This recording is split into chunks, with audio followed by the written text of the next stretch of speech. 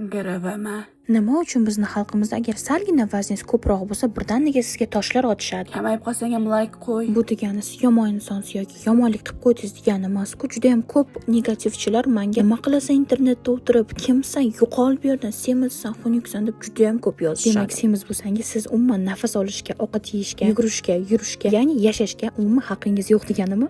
So'kib bo'lsa ham komment yoz. Odamning внешний vidiga qarab baho berish bu juda ham xato deb o'ylayman, chunki bu ahmoqlik. Nima bo'lgan taqdirda ham hammamiz odammiz, hammamizni xato qilishga, ya'ni o'zgarishga yoki o'zgarmaslikka haqqimiz bu. Hammani o'zini hayotiga tegishli. Ya'ni hammamiz qanday bo'lishni va qanday hayot kechirishni o'zimiz tanlaymiz. Chunki bu o'zimizning hayotimiz.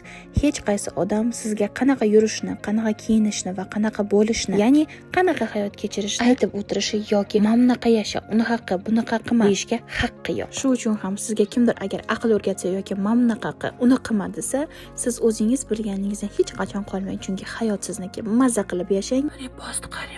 Men ham bugun mana shunaqa asalcha, do'mboqcha qiz bo'lishni ham tanlaganman va mana shunaqa kreativni, qiziqarli makiyaj qilishni ham o'zim tanlaganman. Va shu uchun ham agar kimgadir yoqmaydigan bo'lsam, bu meni aybim emas. Bu sizning aybingiz. Chunki siz o'zingizni sevmaysiz. Birov bilan hech qachon ishingiz bo'lmasin. O'zingizni hayotingiz bilan mazza qilib yashang. Chunki biz hayotga bir marta kelamiz. Negativga yoki qanaqadir arazlarga, bachkana deb yozishga yoki internetda qanaqadir birovga yomonlik qilishga hech kimning vaqti yo'q deb o'ylayman. Va shuning uchun ham men o'zimni tanlagan holda, o'zimni sevgan holatda mana shunaqa 1 terabaytli 17 Pro Max Pro Mobile'dan sotib oldim. Sizlarga ham tavsiya qilib qolaman, chunki bu yerda eng arzon narxlar, eng sifatli iPhone'lar va albatta juda ham chiroyli chegirmalar mavjud. Hammangizga tavsiya qilib qolaman. Chehronani tanlovi Pro Mobile bo'ldi. Aytgancha, agarda sizga Reels yoqqan bo'lsa yoki yoqmagan bo'lsa, обязательно kommentariyada yozib qoldiring. Bor dard olamingizni kommentariyaga to'king. Pro Mobile'ga esa katta rahmat.